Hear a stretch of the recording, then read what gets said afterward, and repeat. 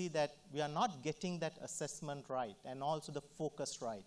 So we thought that what we are going to do is that we are going to get a conversation going and also share with you some things that we have done.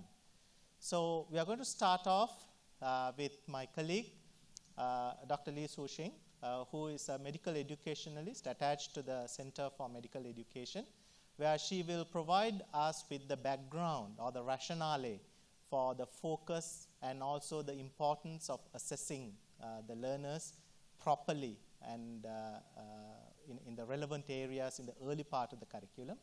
And then I will share with you the how part, what we have done, and what are some of the strengths and the limitations. And then from me, Professor Gominda Ponnamperuma from University of Colombo, Faculty of Medicine, will share basically the nitty-gritty details of how these assessments can be assembled and how can they be valid and reliable as well as relevant. And then finally, my colleague, Dr. Chen Zixiong from the Department of Physiology and also an associate with the Center for Medical Education, will share his perspective as a educator, a teacher, a facilitator of basic science teaching or assessment in the curriculum. So that's how we are going to do this. And also we want to make this very interactive. So one of the things is that the moment we learn that we have been given this big hall with a lot of empty seats, we immediately thought that the best way is to leverage on technology. So my colleague is going to take you through how we are going to interact by using your handphones and logging into the Wi-Fi. So Su-Shing. This you can do online also. So all the participants who are with us online, please go into this website and then follow the instructions. Thank you. Okay, thank you, Dujipa. Thanks for staying through throughout the symposiums. So, and thanks for staying through this conference as well. So the first thing that we wanted to know from the crowd is whether you are joining us physically here or remotely or virtually. We want to know where do you come from. So what do you need to do? First, of course, you just have to take out your mobile phone and connect to the Wi-Fi here. Then key in this web page using any browser and just point where do you come from. So I hope people who are joining us virtually, you can also do this at the same time with us using your own mobile phone or using any devices.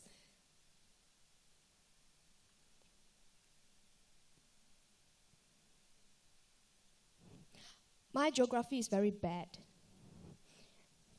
So I can see from New Zealand, Australia, from Indonesia, I think Malaysia and Singapore, Sri Lanka, Philippines, yes, I can see Philippines. Okay, we got another one from New Zealand. And moving across to North America, South Africa, is that France? United Kingdom? United Kingdom. Yeah, Thailand, China. We have a lot of crowds from Asia. Yes? Yeah. Okay. Yeah, still have. From Canada, yes, we are getting more and more. Excellent. Great to see that there's quite a lot of online participants as well. And I think the spread is quite good.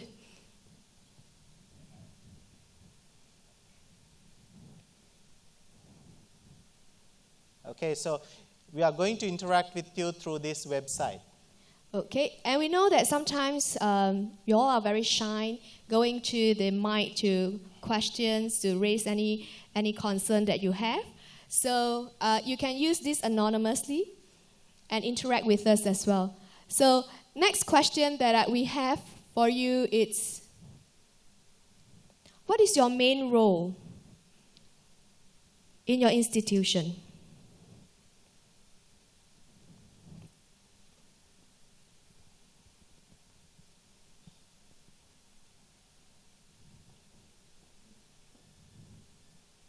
Oh, we have a lot of others.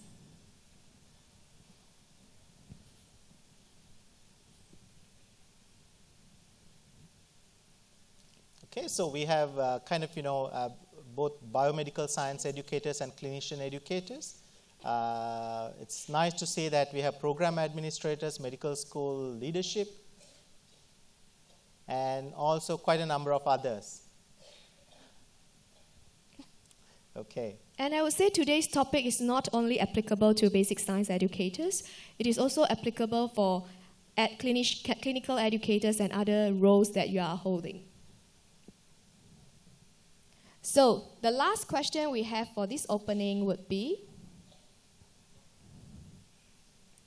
why do you think we need to assess the students? This is a free text response, so you can take your time to put in your answer.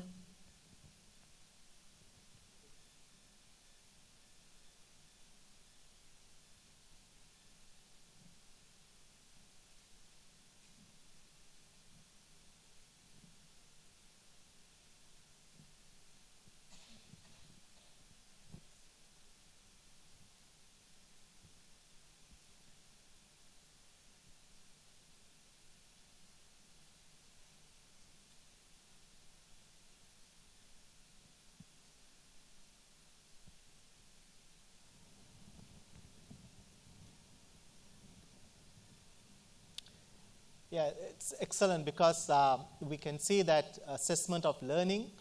We also see it to ensure competence, achievement of mastery, quality assurance, for that, of course, assessment driving learning.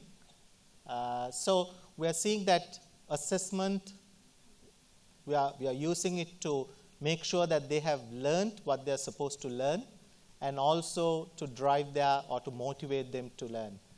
The other areas are to see that whether the curricular objectives, whether the curriculum has achieved what it is supposed to achieve, the curricular outcomes, and of course the legislative compliance for accreditation credentialing of graduates. So all these areas are important, and so this is great, and we are going to come back to this later on. And we are going to focus on these aspects, especially focusing the early part of the students' learning or the early part of the curriculum. Now, this is a tool that we use now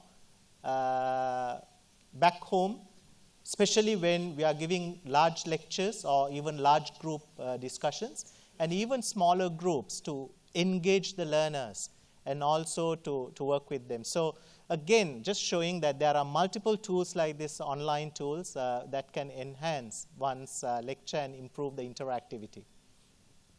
Okay, so, thank you. Yeah, I'm going to stop here for this poll everywhere. For the moment? Yeah, for the moment. We'll come back to we'll this come later. back to this. And thank you. I'm going to start off with, based on what you have keyed in just now and the question that I asked, why do we need to assess the student? And a lot of you actually mentioned for learning. But what is exactly learning is?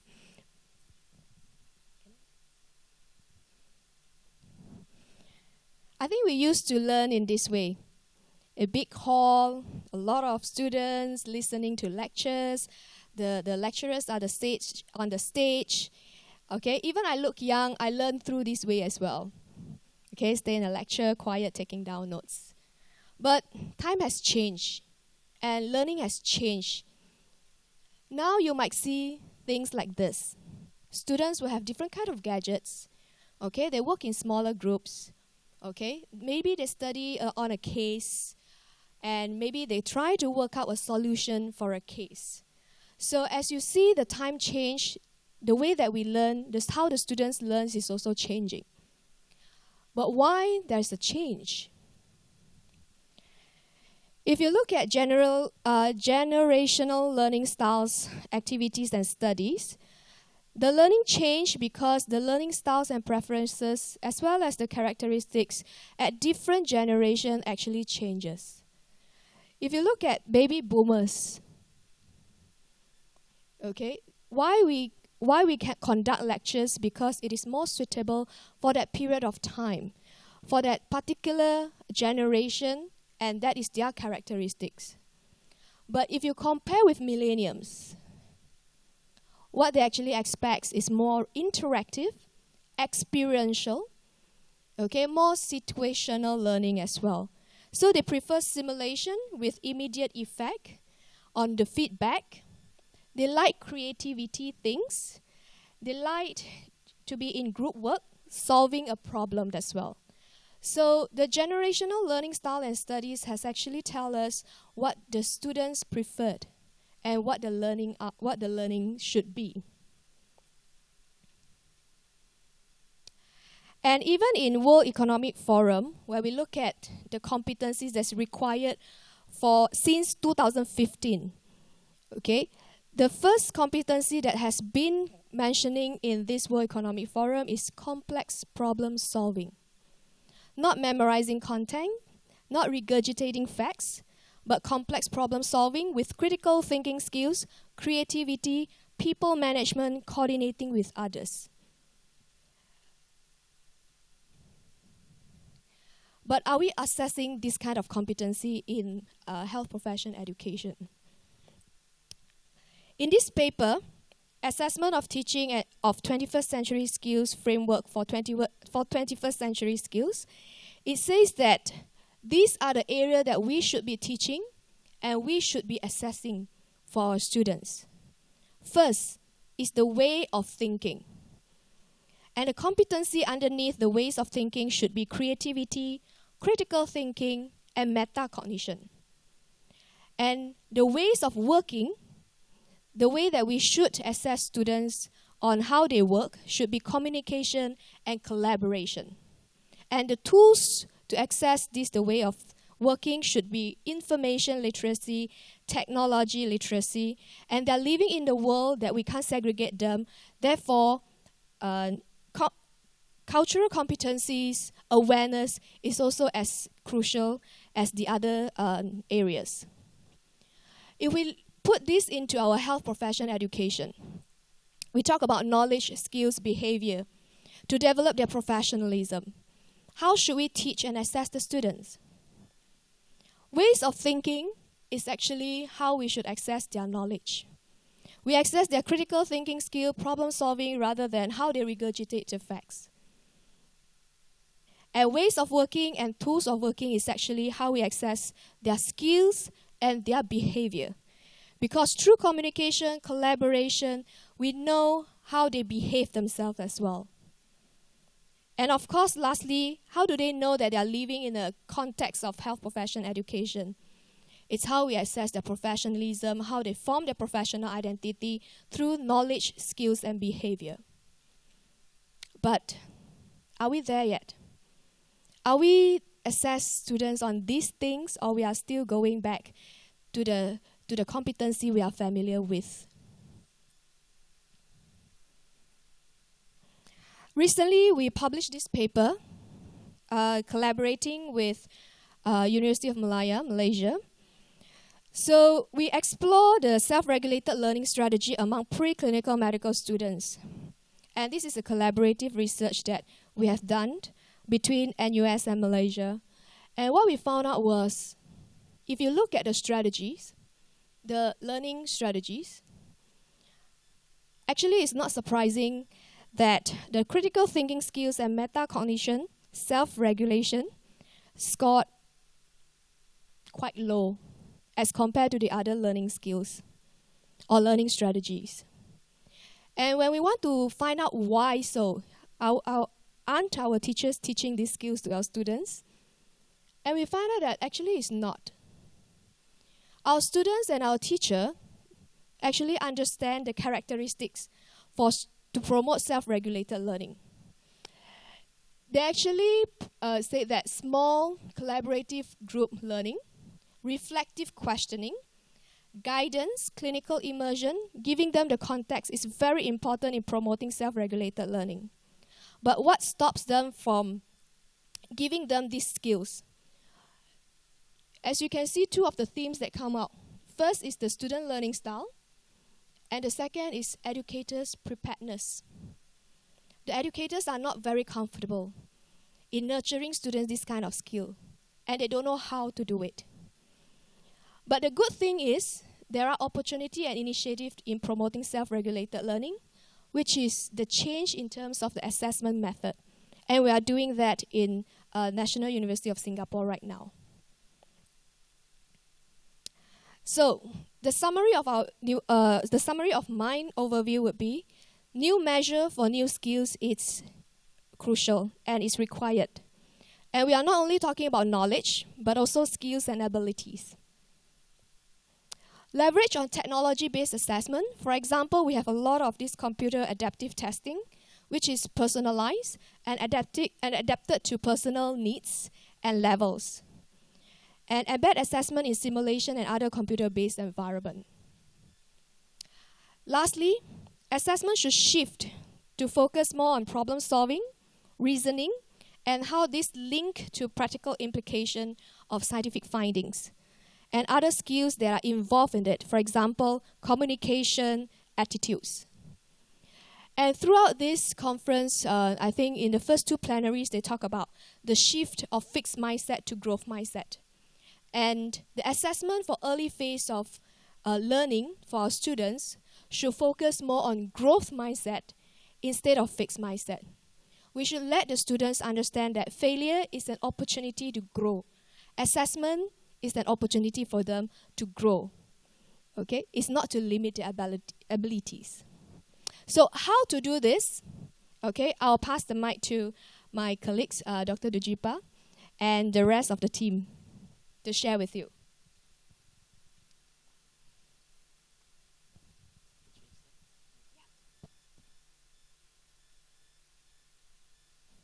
Thank you, Sushin.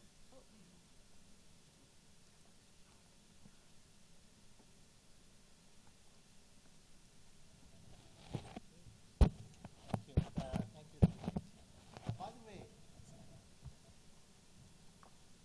is it working? Oh, well now. All right. Okay, so thank you. By the way, do you like the set of slides, that beautiful orchid? Yes. Well, just to let you know that this is actually our faculty's branded and patented set of slides. And that particular orchid over there, this orchid, specially bred and patented to Yong Lulin School of Medicine. And there's a person who is just looking after a whole bunch of orchid plants back home. All right. So with that, so how do we do that? And what are the areas that we need to focus on? So we shared some of the reasons earlier, just to recapitulate the areas that why we need to assess learners. As I shared, as we discussed, we said that from the learner's point of view, from the program point of view, from the institutional perspective, as well as professional perspective. There are many reasons to assess. But the most critical thing we believe is that from day one, we are preparing them for their future practice. Whether they are doctors, nurses, physios, pharmacists, from the day that they walk into our school, we are preparing them for their future practice. And this is sometimes what is being missed by most of us, because we feel that, the first few years is basically, okay, I'll teach them all the foundations, the content knowledge foundations in basic sciences. But we forget this fact. So I want to come back and I want to focus on this. How do we train from day one so that they can be prepared for their future practice and improve the quality of healthcare delivered by our health professionals? So let's roll back a bit. So there's a lot of changes, and I'm not going to spend a lot of time here because I have 10 minutes, and then we are going to have a lot more interactions through online as well as questions. So we are moving from what we call the assessment of to assessment for learning, and to drive the students' learning behavior. And one thing that we need to remember from Lambert Schuert and Kees van der Looten is that assessment drives learning. It has a major impact on students' learning behavior. So if we get the assessment right, we can drive their learning behavior. Mind you, I have been in medical education now for the past 20 years plus in many different settings. I don't spend time in curriculum committees anymore. I don't spend time on curriculum task force. My major energy from the center as well as a medical educator or a clinical educator, former clinical educator, I focus a lot on the faculty assessment committee and work with the residency assessment as well as the undergraduate faculty assessment committees. Because assessment can actually change the students, their behavior, faculty, and the faculty behavior. And we are seeing this kind of headlines now, right? We are still have not got it right. Now, this is just last year. They're sharing that nearly 500,000 deaths in United States can be attributed to physician error or hospital error. And we talked about this a lot from the first plenary onwards, right? Why we are failing to fail the medical students who are getting failing medical grades. And we also do know from Janus Rethen's work that competence does not equal to performance. You can be competent, but your performance can be very poor. You can win the gold medal in ethics, but you can be the most unethical practitioner out there. Right? So how do we bring these things together? These have been there for a long time, and we do know as educators, as people who are involved in education, these are true. But why aren't we using this? Why aren't we bringing these things back into our education, especially in the formative years or the early years in their training?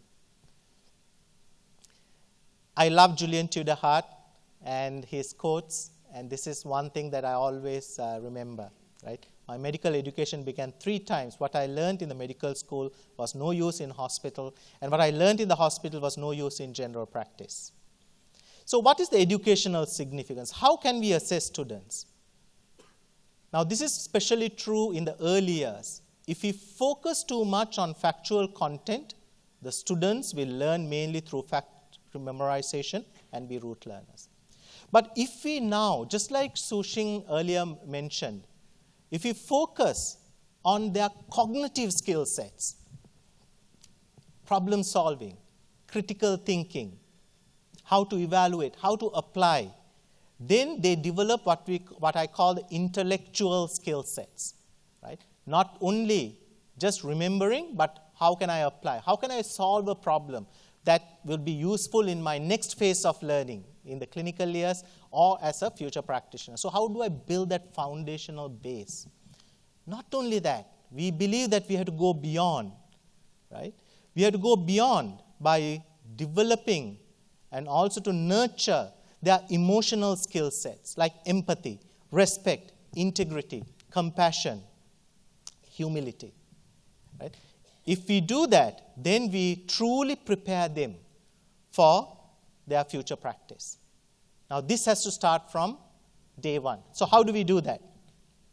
There's a lot of literature out there to tell us that this is extremely important and value add.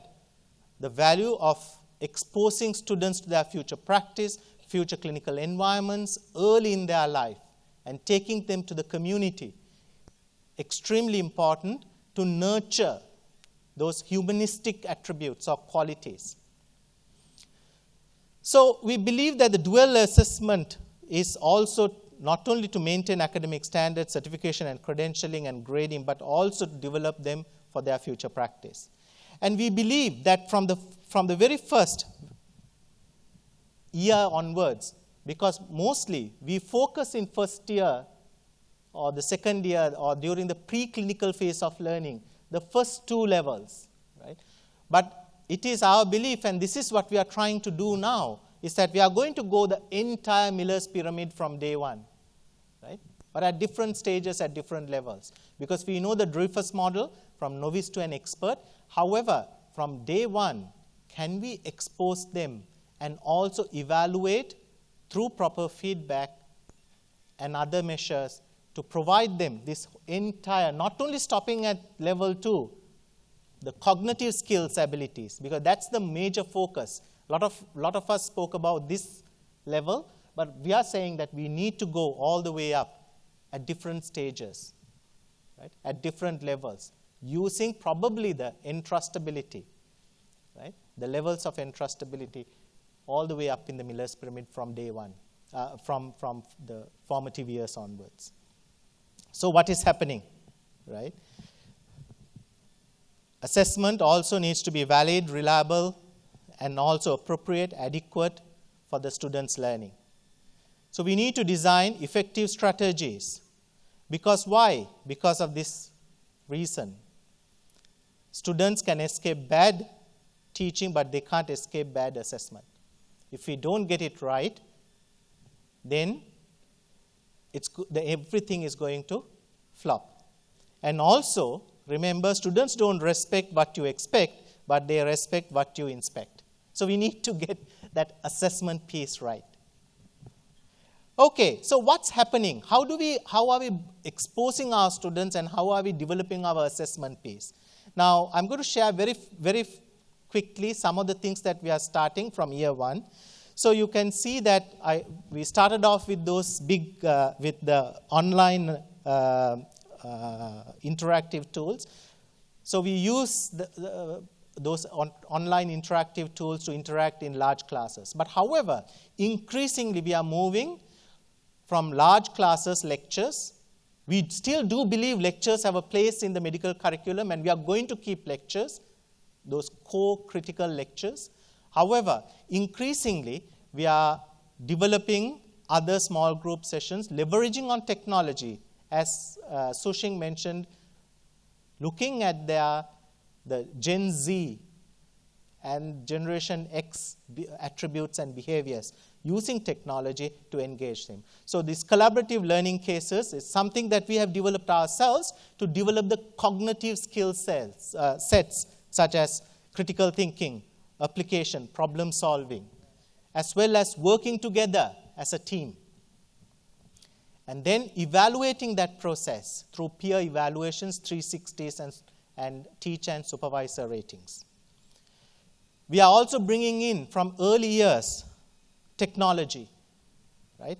So the virtual reality in anatomy, the VIHA and the VICE, these are all in-house built. We did not spend money and buy from someone else, but we used collaboratively, the medical school working with the computer school and the engineering school, working together and developing our own tools that are relevant and useful to us for the school and for our students and to our curriculum.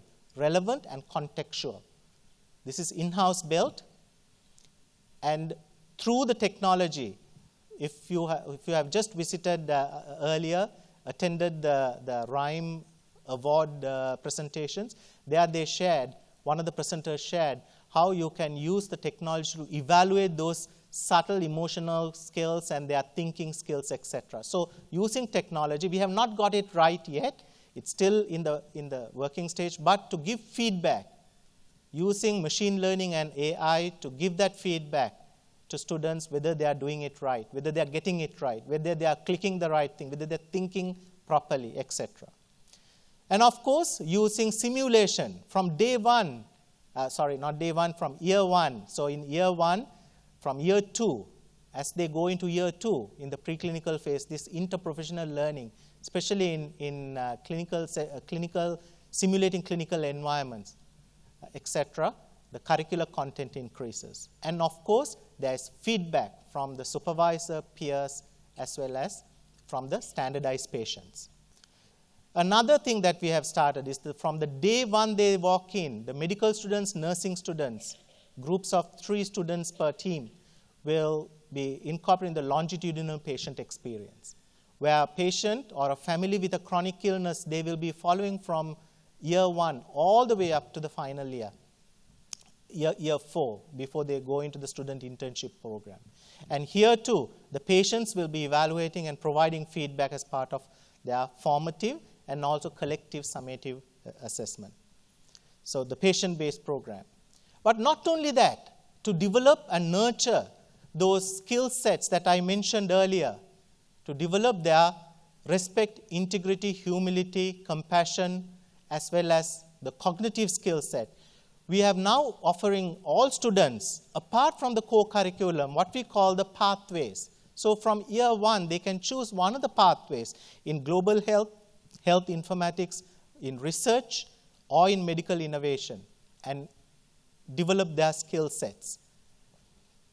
Through these, they will be doing outreach programs both in the country as well as in the other countries, and learning from their experiences. Health informatics, this is the research, and of course the medical grand challenge. In year one, students working with senior students, year one students, as well as students from other faculties, from arts, sciences, engineering, to solve a medical problem or medical issue, to innovate, because we believe that we are giving these pathways, not our entire cohort will be doing just one thing. So there's multiple opportunities that they can do. So we as curricular developers, we need to provide them with those opportunities, and then we need to build in the assessment part, where there's validity, reliability, as well as face validity, etc. So how do we do that? Of course, all this will go into a blueprint. And this, we are focusing now more on programmatic assessment. So one single assessment is not an assessment point. What we are trying to build is a series of assessment points in these areas, so that at one time point, you can see at one time point that it could be a summative evaluation. But all these ones, they will provide the necessary feedback on how best they are developing in each of these areas. In cognitive domains, the foundational content knowledge, the cognitive skills like critical thinking, problem solving, etc., but also those humanistic qualities from day one, right? And bringing these all together as a portfolio. We, again, in my medical school, we have not achieved that yet. We are slowly putting in things. It's a phase by phase. And the biggest issue or biggest challenge, as Soshing mentioned, it's our faculty. So we have to bring them along, and that's where we are working, and we are struggling a little bit, but we are hoping to do this by phase, by slowly getting our faculty first comfortable with these changes. And of course, this is the cycle of improvement. So that is just a kind of a quick overview, what we are doing and how we are planning to do and where we need to go.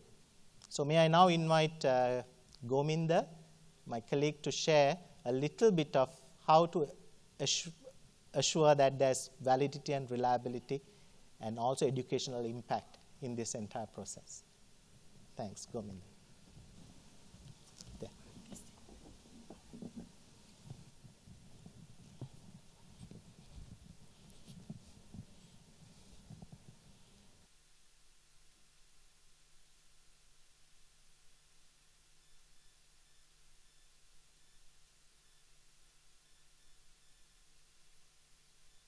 That's 1, 2. Okay, thank you, Dujipa. So I'm going to start from where Dujipa left, and I'm going to focus more on assessment and the principles, and even more so the pitfalls in relation to the early phase of learning in the curriculum.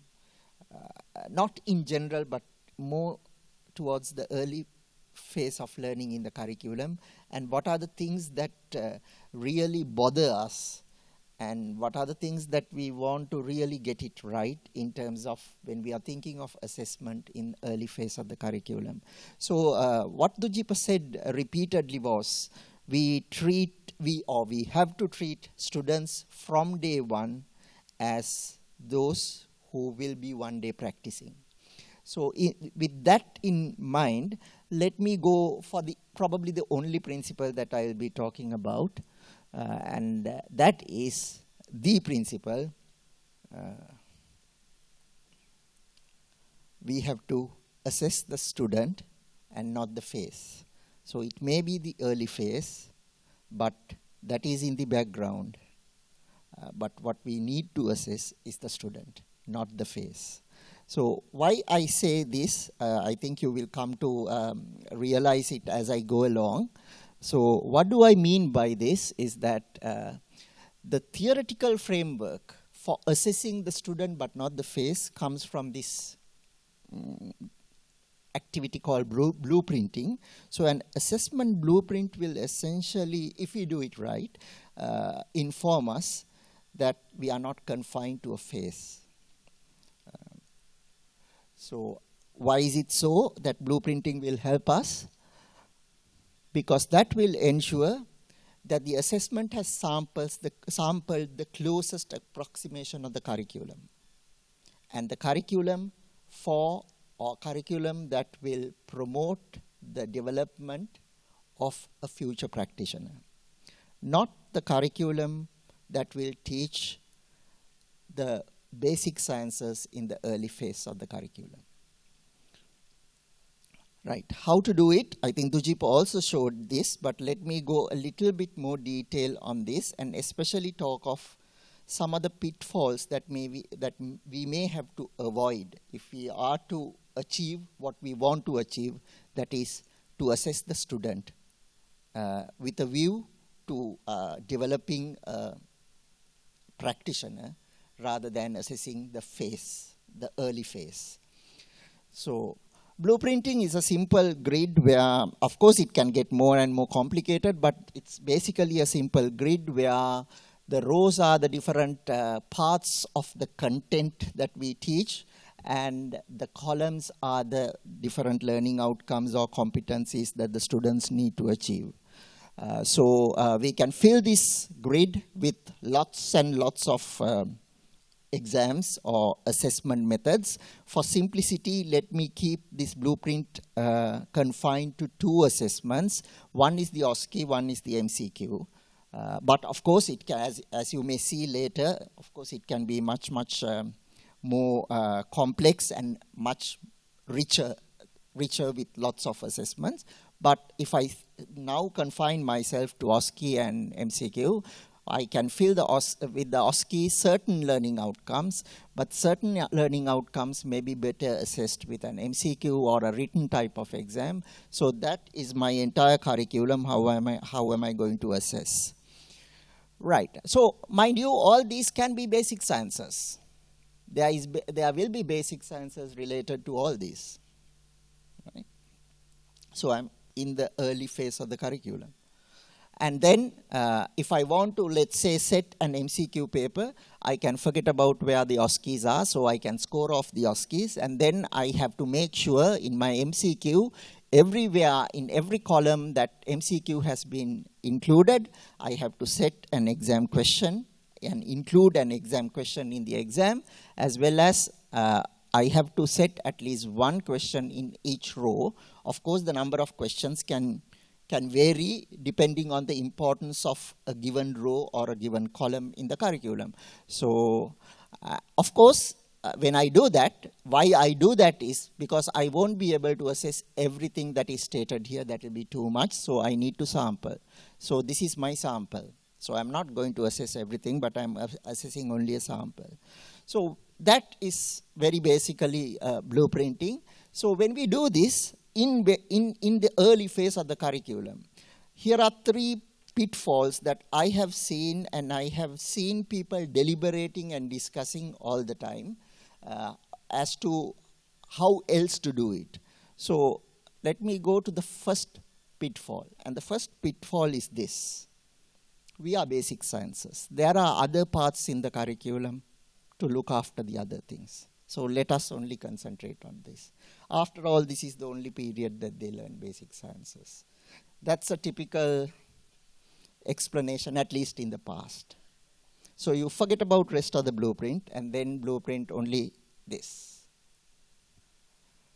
However, as Dujipa mentioned, we have to, even if we keep to that argument, we have to realize, or we have to keep in mind that we are teaching basic sciences for them one day to apply as practitioners, right? So in that case, should not we be training them to apply the basic sciences that we teach?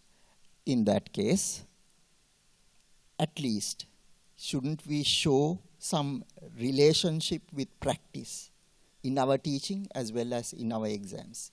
So in that case, why only MCQs which only assess pure basic sciences? At least can't we assess a little bit of decision making, and then we will avoid, we will then uphold this principle and avoid this pitfall. So then we are assessing the student, thinking about the student as a practitioner. And for that, the trick is very simple. You can even keep to MCQs, but make it scenario-based. If you include a scenario, immediately you will be giving the relevance. Right, that is the first pitfall to avoid, not to stick to one competence, and that is usually something related to theoretical knowledge. It may be told as basic sciences, it may be mentioned as theory, theoretical knowledge, or whatever, and that is the first pitfall. Okay, so if we include a scenario, at least the decision making and what Sushing and Dujipa both mentioned about the top skills in 2020 for this century is creativity, problem solving, and so on, and that can be addressed even in this early phase of the curriculum. Okay, the second pitfall is probably even similar, because let's say that we have included scenarios, so we are assessing only decision making. But then again, are we assessing the student, or are we assessing the phase in the curriculum? We are still probably assessing only the phase within the curriculum. If we want to go beyond, probably we may have to use a different toolkit of exams. For example, we can, if we include an OSCE, we can assess a lot of other competencies like clinical skills, communication skills, along with decision making, which may also be complemented by MCQs. But those are not the only two exams or methods that we can use.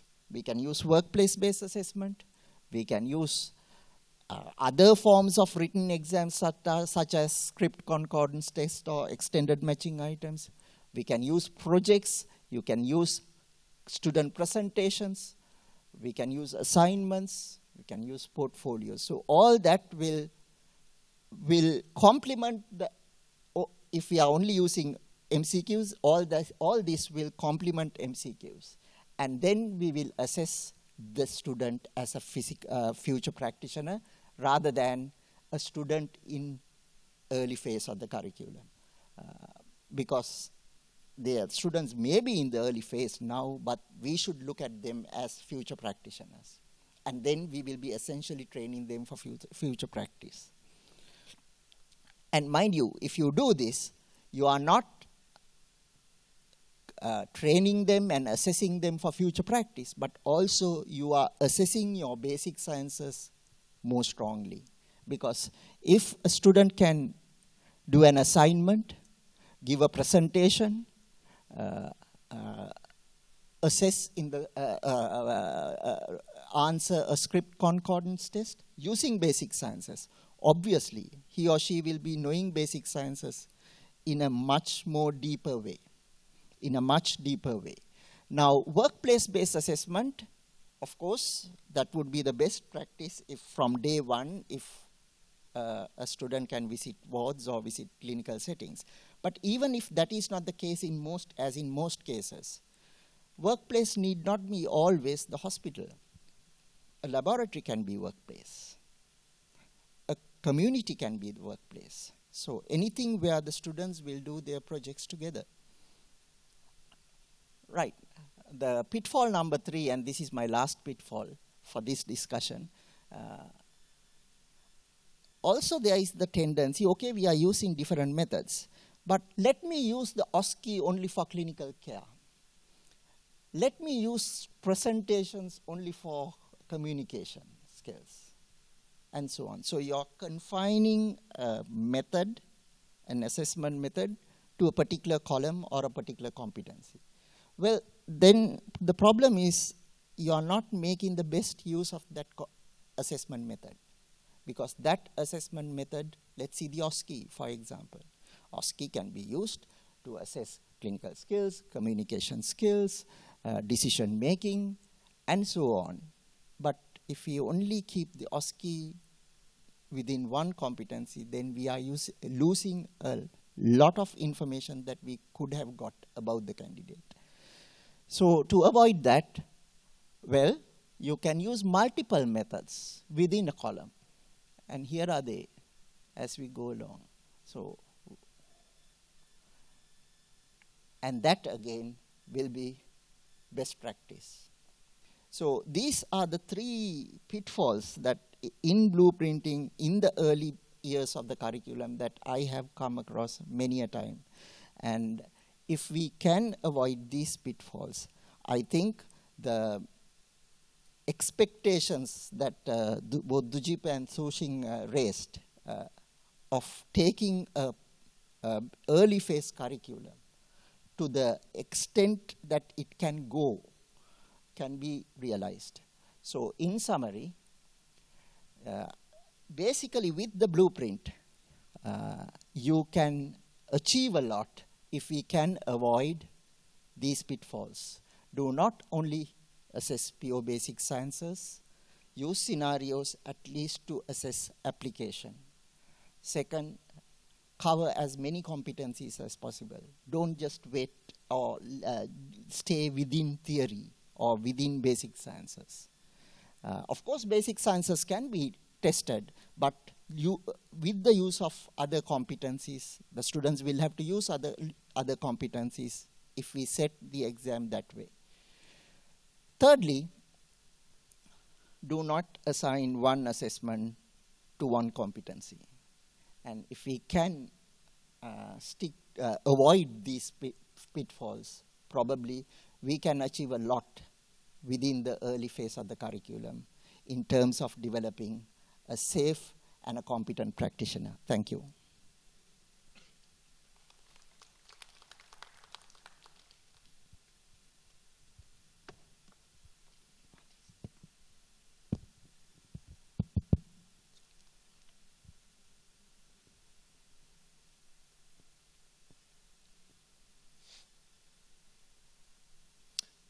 All right.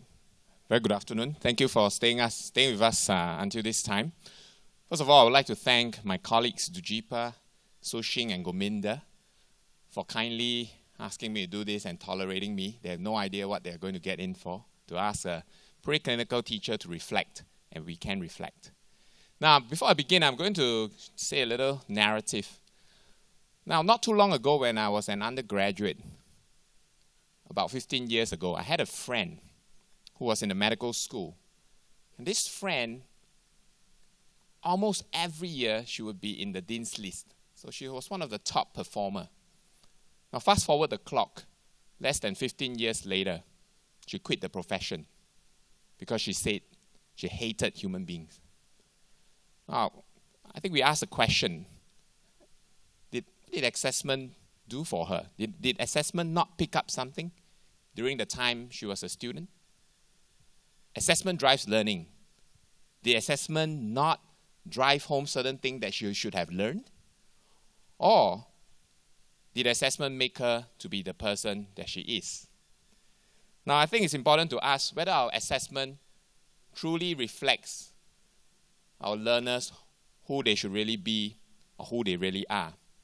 Or is it like me when I look in the mirror and I think that I actually have a lot of hair? Right? So every time in the mirror, I think that I actually have more hair than I actually do.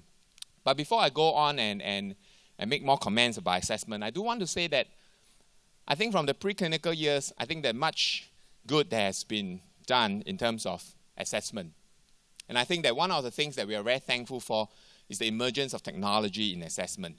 Now, gone are the days when we have to lug huge chunks of scripts to our offices, locked our doors up for the next few days, mark and mark and mark, trying to make up difficult handwriting, worry about losing scripts, worry about the transferring of marks. And I'm really thankful that technology has made it possible for us to actually, in terms of written assessment, bring it everywhere. We have been able to analyze and visualize. And what I really like, if you have seen from Poll Everywhere, which also, beyond just a teaching tool, can also be an assessment tool, is that it has actually allowed us to assess our students, not as an individual, but as a cohort. So from one cohort to another cohort, looking at how they crowdsource data as well as answers. And this can be a very, very powerful formative learning experience. But besides physiology, biochemistry, microbiology, pharmacology, and anatomy, what else do we impart in the early years? And what else should we impart in the early years? I would like to say values. Now, here are some very nice quotes from people. Education without values, as useful as it is, it seems rather to make a man a more clever devil, by C.S. Lewis. The aim of education is knowledge, not of facts, but of values, by William S. Burroughs. And George Sheehan said, anything that changes your value changes your behavior. And I like the last part quite a bit. Now, what are some important values in healthcare? Now, this is not an exhaustive list, but at the Yong Loo Lin School of Medicine, these are some of the values that are important to us. Respect, integrity, compassion, and humility. So how do you measure values? And I would like to challenge us by saying that some of the surrogate measures would include our behaviors and communication. So those are imperfect, but probably somewhat accurate reflection of what we hold dear to us. The other thing I wanted to ask is also, some of you sitting, like exactly what Gominda said, it challenges our position as medical science or preclinical years teachers. Like, why should we care about this? Why should we teach values in the early years? Why should we intervene? Why should we assess? Why should we even bother? I'm going to show you a WhatsApp conversation that I had with a lawyer about 2 days ago. It's a very close friend of mine. And what I'm going to show you is going to, some of you might disagree. Some of you are going to feel offended. But I ask that you may put your strong emotions aside and just take 10 seconds perhaps to read this.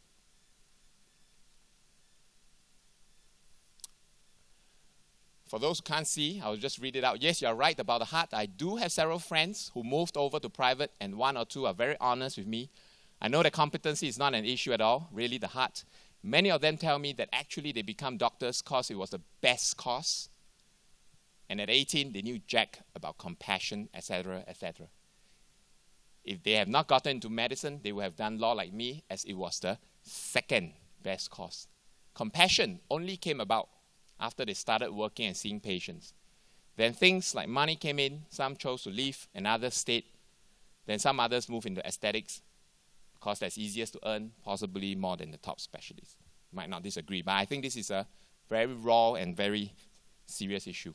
And that's why it's very important that we start right, like what did Jeepa say, in the first day of medical school.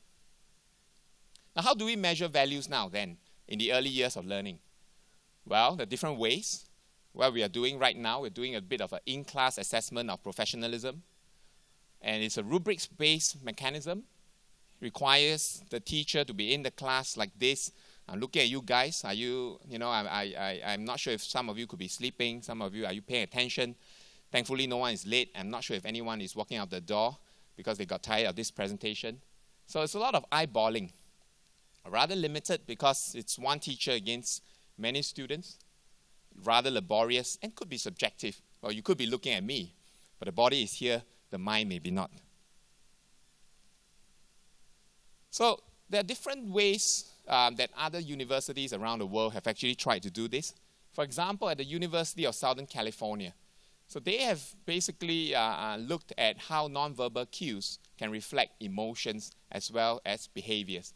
And so they collect data on facial expression, body language, speech pattern, and they use that to derive insights into communication. And so using AI, they collect the data, and the AI is able to respond to the human being on the other side, as well as determine whether the student is trustworthy, whether he or she is communicating in a way that's empathetic, and so on and so forth.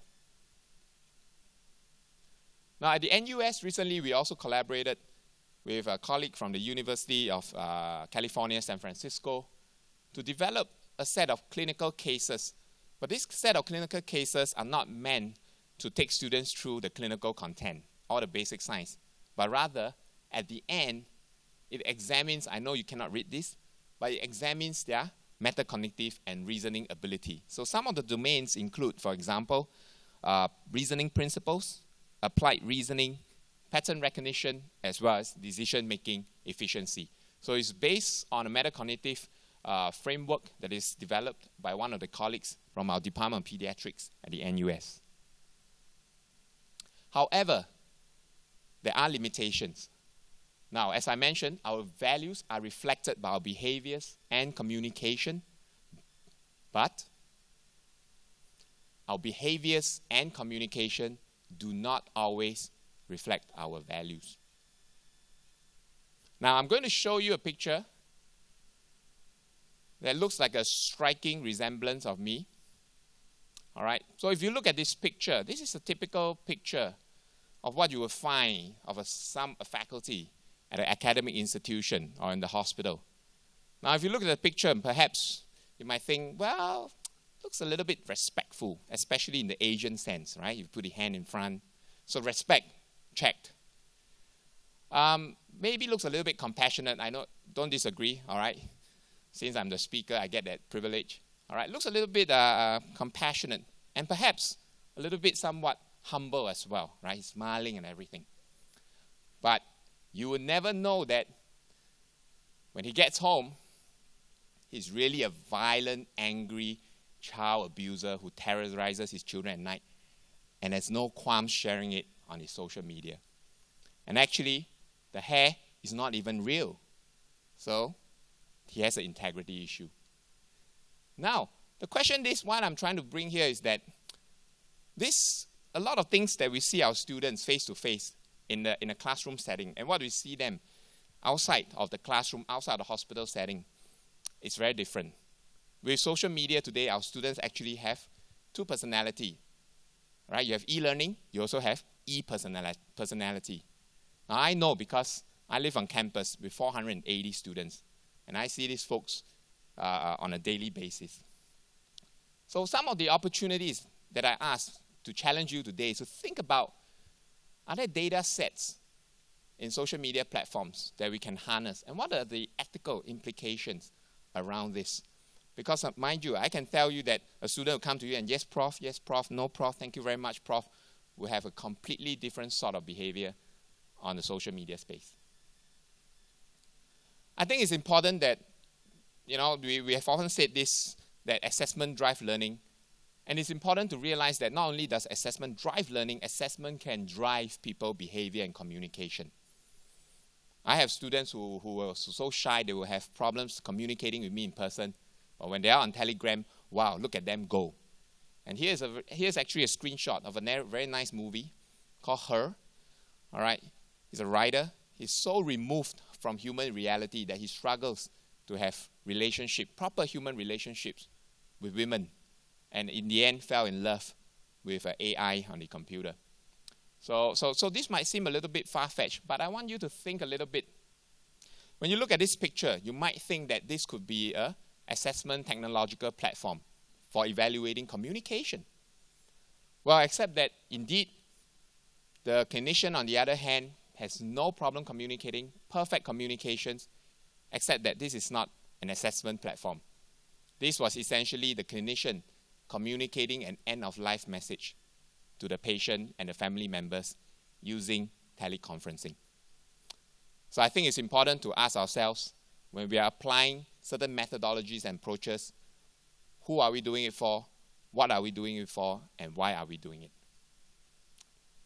Now, I'm coming towards the end. I would just like to throw some thoughts into the audience for your consideration. I think things like values can be weaved into our MCQ stamps and MEQ narratives. And on this, I would actually want to give a big shout out to Professor Adi Haramadi from Georgetown, who during the AP Mac showed very, very nice examples of how an MCQ can be used to evoke empathy and emotions in our early year learners. We often talk about students going into the clinic and basically doing a checklist. Who can blame them? When the question that appears on their physiology paper says a 70-year-old presents with tachycardia and a fever of 38.5 degrees Celsius. Who's a 70-year-old? The 70-year-old does not have a name. It has been dehumanized. I think we have a responsibility for making our MCQ stamps and narratives a little bit more powerful than that. Now, I think it's also important that as medical science educators, we begin to challenge our traditional roles of just delivering content on physiology, biochemistry, and so on. And we begin to see our role in developing these humanistic values and skills, for example, in interprofessional settings as well as patient community-based settings. So I don't see that as a threat to the medical science educators' identity, but rather as an opportunity for us to get even more involved beyond the early years and into the entirety of the medical curriculum. Finally, I think it's important to talk about multi-source 360 triangulation. You know, I always tell people that you can fool me for 2 hours. You can't fool me over 4 days, 3 nights. All right, and if you can't fool me over 4 days, 3 nights, then it has become a habit and it has become part of you. So I think a sustained longitudinal assessment is very important. It's very important to look at our learners from a multi-environment beyond the classroom. And like what Gominda said, it's important. I call it the in situ observation. In other words, observing where they are, and it's somewhat incognito. So I hope at the end of the day, assessment will be able to reflect our learners in a way that the platforms, they're not flat, but they're multidimensional, full body. It's not static at a certain point in time or only at a certain place looking at our learners. What we want ultimately is a tool or platform that allows us to zoom in and zoom out. It allows us to pick up things. It allows the learners to pick up things, the mole, that they normally cannot see. But at the same time, when they zoom out, they see what a beautiful mole it is because it makes the face more beautiful and more perfect. So my wish is that we'll be able to develop a platform for assessment for our early year learners that can achieve all this. Thank you very much.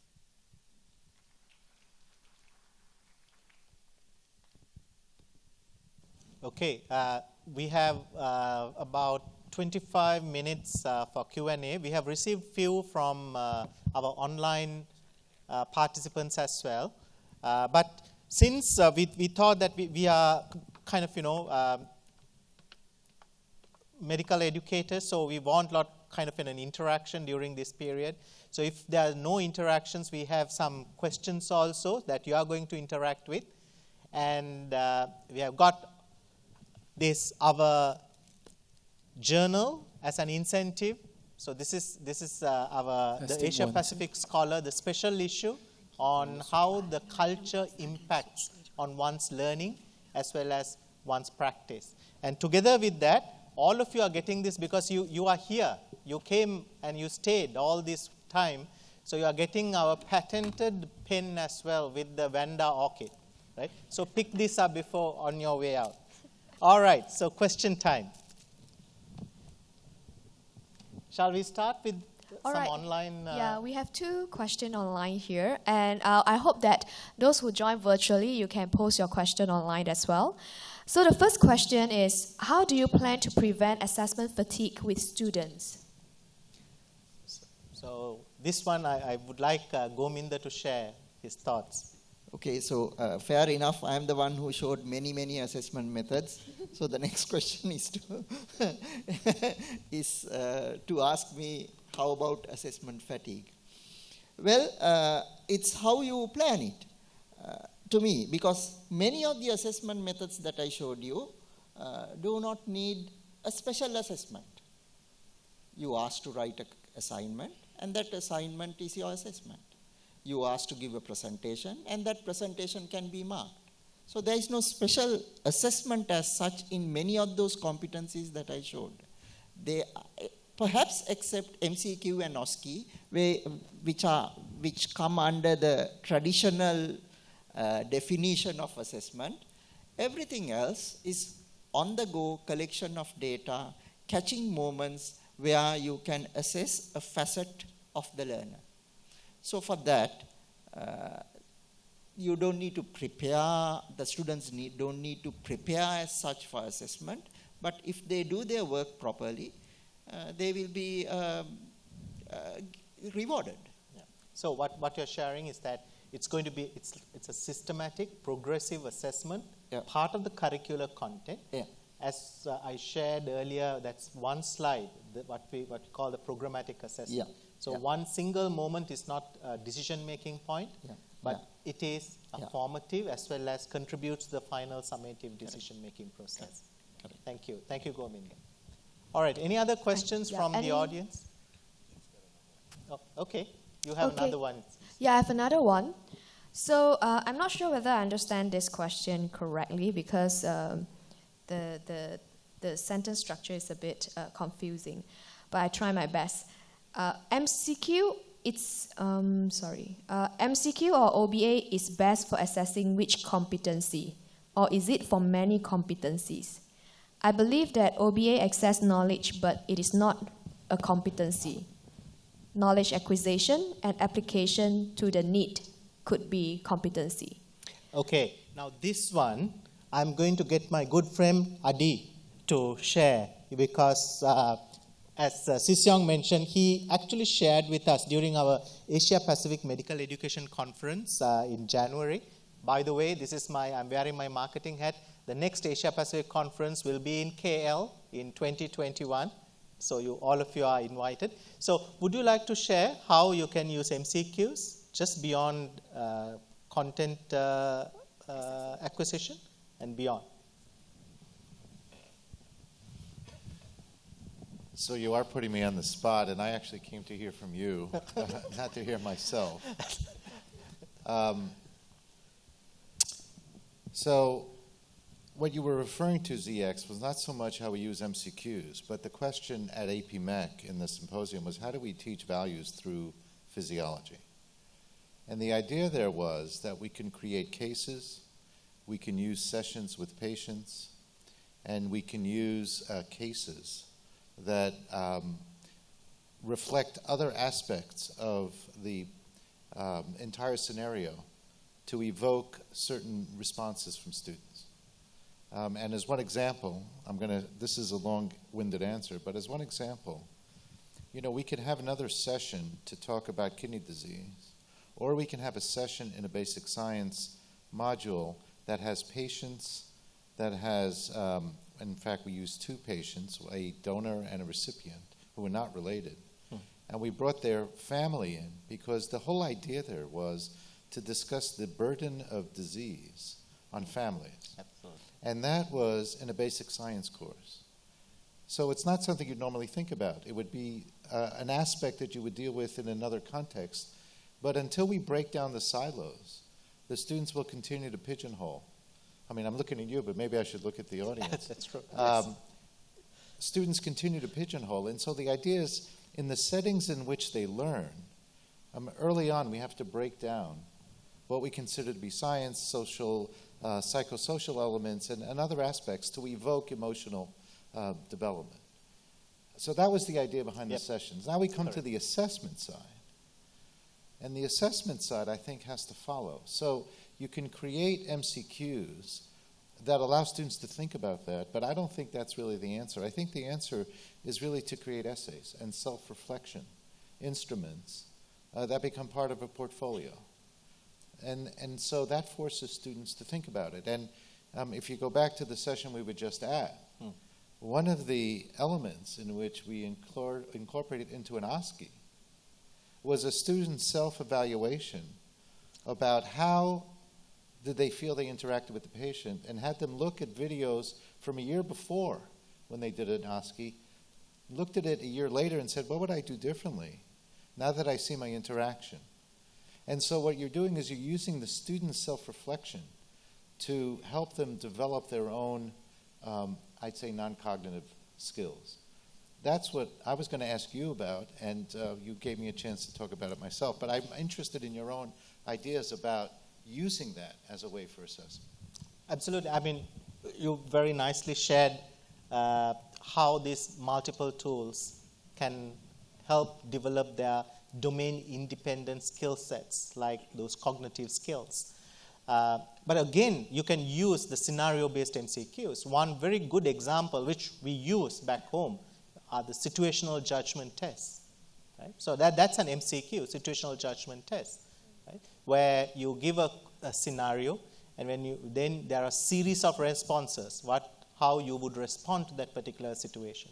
Again, you can use it as a summative exam to rank order or to see whether someone has achieved certain level of competency or developed certain attribute, or you can use it just like what Adi mentioned just now, for you to start thinking about it. Is that right?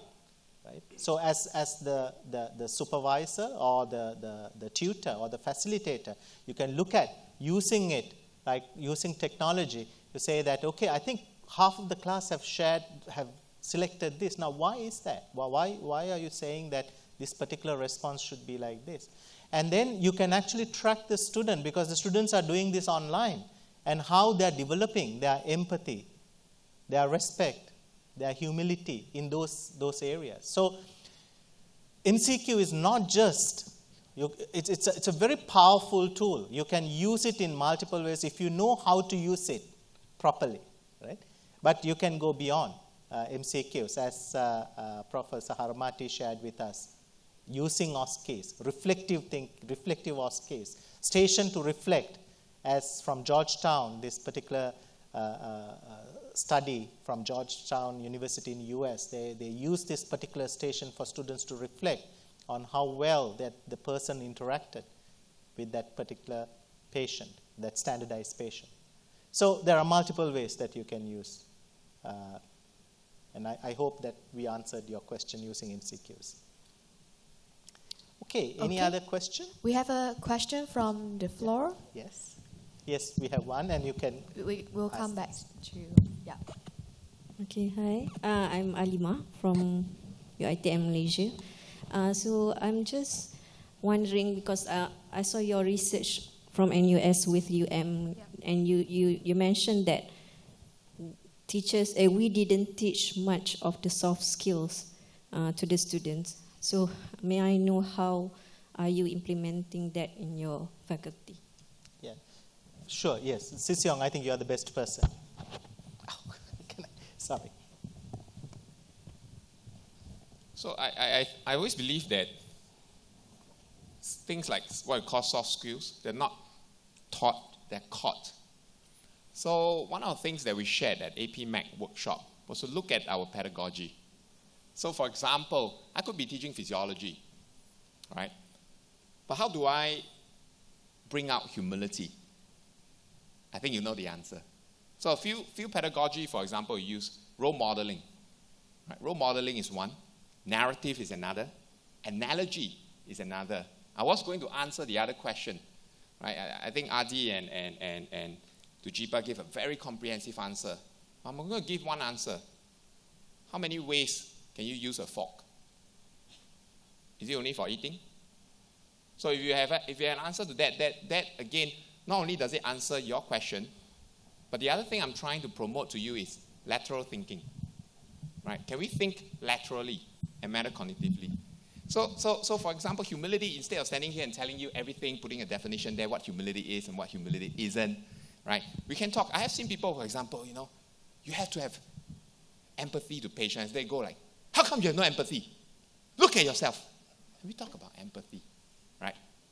So I think humility, instead of putting a definition there, but really living it out, demonstrating that by role modeling, narratives or using analogies, and being that role model, I think is so important. And I have no doubt that soft skills will be in the hearts of every one of your learners. So just to add on very quickly to that, you may have seen my slide that we shared about collaborative learning cases. Now, this is a very interesting story because we started off in 1997 when the curriculum was changed. We changed from a discipline-based to more integrated one with problem-based learning, because that was the problem-based learning at that time. So we used problem-based learning. Then along came the team-based learning and the case-based learning. But what we realized was that there are some, while they are excellent teaching tools, there are pedagogical methods, there are some limitations. And these limitations are also very much so in our own socio-cultural context. And there are a couple of publications that we have put out in some medical journals, medical education and medical teacher. So what we did was that we wanted to use our own small group teaching session and small group teaching pedagogy, which would reflect what we want to do, leveraging on all the advantages from TBL, PBL, CBL. So that's how the collaborative learning cases came about. And it's a pedagogical method that is based on a constructivist approach and on a framework which we adapted from the Department of Education at Oxford University in consultation, but we actually developed our own, tested it, validated it, and then we started implementing it. Now, we use it as what we call a capstone teaching activity. Now, that's exactly what Sisyong was also sharing, where the clinician and a basic scientist, for a group of 30 students, in small groups of 6 students in a classroom of 30 students, where they would be discussing a case from year 1 onwards. Right? Now there, we are seeing, and there will be more coming out, we are actually looking at this, that we are looking at those aspects, those 4 rich attributes that we have put into our curriculum, our ethos of our medical school.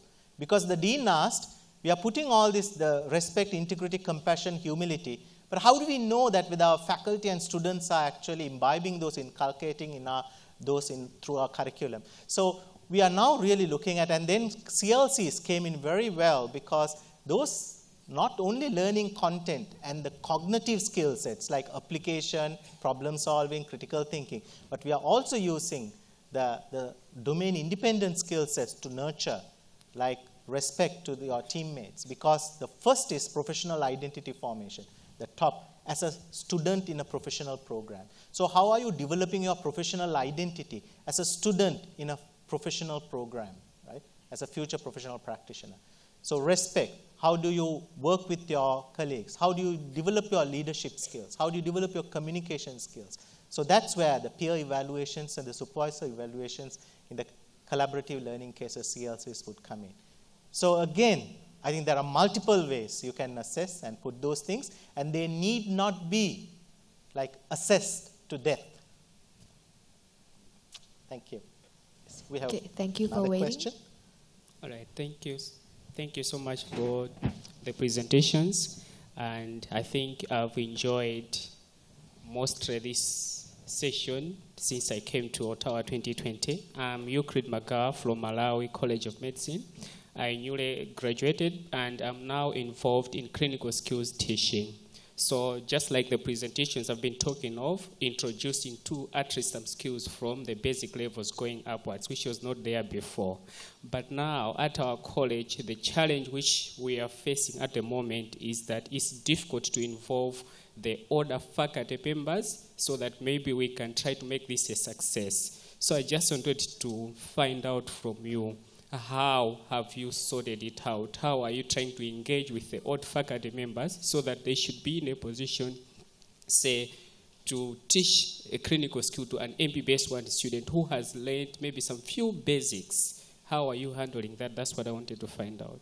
Okay, very interesting. I'll start off, and then probably Sisyong can come in as well, because he's a teacher involved in teaching as well. So again, interesting. I go back to the collaborative learning cases. Now, these collaborative learning cases, you have a clinician and a basic science teacher together, right, taking that class for 3 hours. Now, when we started off, our senior basic science faculty, the professors, and mind you, I shared this at the IMACA closing plenary as well. They are like top researchers. There's H index, like average H index is above 40, right? They came in and said, either I do it alone, I can do this alone, I don't want to collaborate with a clinical person or whatever, right? And the others came in and said, I can do this in 5 minutes. I can tell them all the things that they need to know on the countercurrent mechanism, right? Or the cardiac cycle, right? All this is nonsense, right? And some others came and said that this is not my field. I am a researcher in finding just a cell signaling, right? I don't know anything about this case on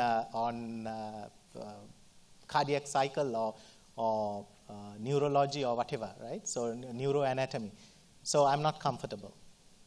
Deep down, what we found was that they're uncomfortable engaging with another clinician, going out of their comfort zones. They have been doing what they have been doing for a long time, and they are known people in their field. So the very first thing was that we have to bring them along, right? So as I told you, we validated this particular process over one whole year, and actually 2 years, for year 1 and year 2, for 2 years. So what we did was that we actually engaged the one or two very senior, mind you, this was again from Department of Biochemistry, right? 2 senior faculty from basic science faculty, one from biochemistry and the other one from immunology, right? Who are top-known, well-known scientists in their own fields, to come on board, discussed with them. They were the early adapters. They said, okay, I'll try it out. I don't believe in this, but I'll try it out. Right? So after doing that, we asked them, how do you feel? And then they said, I actually learned something as well. Right? I feel comfortable. I don't mind working with this junior resident or the associate consultant, clinical consultant. Actually, I learned. I really enjoyed myself. Right? So what we did was that we actually used them in our faculty development. We filmed them. I actually have the film also. Right? So we filmed them, videoed them, we took it, and then we actually spread this across all the basic science faculties. Right? So as I shared, there's nothing on curriculum development. It's all faculty development. You have to find the right people. You have to work with them. You have to make them comfortable and use those early adapters to spread the message and get the others on board. Sisyong. Okay. So Dujipa has said all the very practical things. I'm just going to say the things that are a little bit more fluffy, but I hope are nonetheless valid. I think a lot of times we talk about being learner-centric. We talk about how we need to support our learners, how we need to take care of them, how we need to empathize, be compassionate, and so on and so forth. And so we develop a lot of strategies and approaches that essentially would need the cooperation of our faculty, regardless of whether they're senior or junior. But the reality is that when they don't come on board the ship, we start to get anxious. Sometimes we get a little bit jittery. We get a bit, all sorts of emotions. And some of them will beat them up. Some of them will just throw their hands up in the air. But think about it for a moment. That I think the lens that we wear when we look at our colleagues, it's very important. I think that when we should use the same lens that we look at our learners and the same lens that we are trying to convince who are our colleagues. So I think building relationships is very important. Communicate. They need to trust you that you care for them. They need to trust you that you're bringing value to them as well. Because a lot of this faculty, the thing is that we don't know where they're coming from. They come from insecurity, whatever. There is always a story. There's always a background. If we put ourselves in their shoes, we might be reacting in the same way as well. And so by first understanding where they're coming from, then I think it gets easier to pick them out of the shine. In the same way, we are also role modeling that to our students. We are role modeling that to our colleagues. And we're making ourselves better. We're actually not putting ourselves in a better place. I think we are actually reminding ourselves as well. We learn a lot of lessons through these different encounters. Yeah. Yeah. So again, very quickly, I think we are running out of time because we have two more questions, 5 minutes more. But very quickly, I want to reiterate that trust is important. We have to hold back some of our faculty development colleagues also to say that, they were going, this basic science faculty is all irrelevant and useless. We have to hold them back and say, keep quiet, right? Because we are trying to build trust and confidence with our faculty. So if you want to share some drastic things like that, go and share it somewhere else, but don't share that when we are meeting and we are discussing. So trust is extremely important. We need to build trust when we put these things in. And then secondly, thankfully, the faculty also build what we call the incentives. So now we are putting in that if they are coming into what we call the integration lead educators. So all those people in the basic science years who would come on board not only to evaluate and to teach their content area, but are willing to go beyond to evaluate and also to develop material and to teach across the years, as well as in other areas like a Noski station on empathy, or to do a peer supervisor evaluation, take on board 3 students for the entire preclinical years of year 1 and year 2. So the faculty incentivizes them and then put that part of their faculty profile as well. So it's a whole gamut of things, but it's all built on trust. So that's really important. Yes. We'll take that question, and there's one online question, and hopefully very quick, and we will try to give the answer also very succinctly. Yes. Hi, my name is Rami Obeid from Saudi Arabia. My question is, going back in my country, the students in high school, they are relying on spoon feeding, and then they are coming. Nowadays, we are teaching them the integrated and very true. Yes.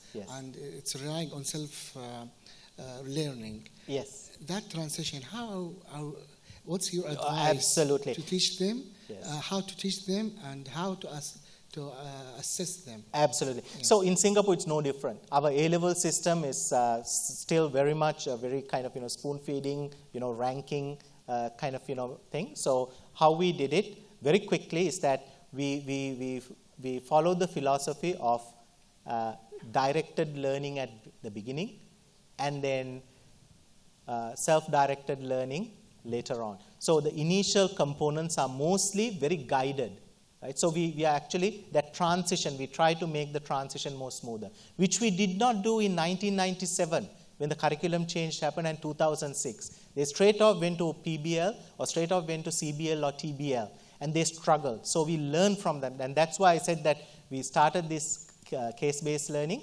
So collaborative learning cases. Collaborative learning cases are what we call are the capstones, right? So capstones come in at certain times to integrate. But at the beginning, there's a lot of guidance, there's a lot of support, and there are a lot of what we call interactive co-lectures, right? So that they're comfortable. And slowly, within the first year, the first semester, we are slowly exposing them to other teaching methods. And then as they go along, more and more interactive, collaborative learning teaching styles come. So you have to make that transition smooth. Anything to add on, Sisyong, on that? I just have one thing to add on this. Yes. I think we also prepared a module, e-learning module for the students when they come into first year medical students on how to be an effective learner in medical school. So we exposed them the different methods of studying in medical school and what do they expect being a medical student. So that actually helped them to reflect their own practices in A-levels as well as the transition coming into medical school. So just to prepare them. Sorry, there's one online. Just reminded me, so that I think the thing about this is that the word is transformative learning experience, where a lot of times where we show content and it puts people hanging there and there's no closure, right? Just make sure that we articulate to the student the actual learning objective of that, exactly what Shuxing mentioned. And I think that's fine, because if you don't do that, then students will be left hanging there, and they will think that either you don't know what you're talking about, and then you'll see your feedback go down, and then the faculty start thinking that it doesn't work and start avoiding that approach. So articulating what you want the students to experience or the emotion that they're going through is very important. Thank you. So thank you very much, and we want to thank all of you for being here and also our online participants. So thank you very much, and do enjoy the rest of the conference, and especially tonight's dinner. Okay. Thank you. So all these are for you. You can pick one up.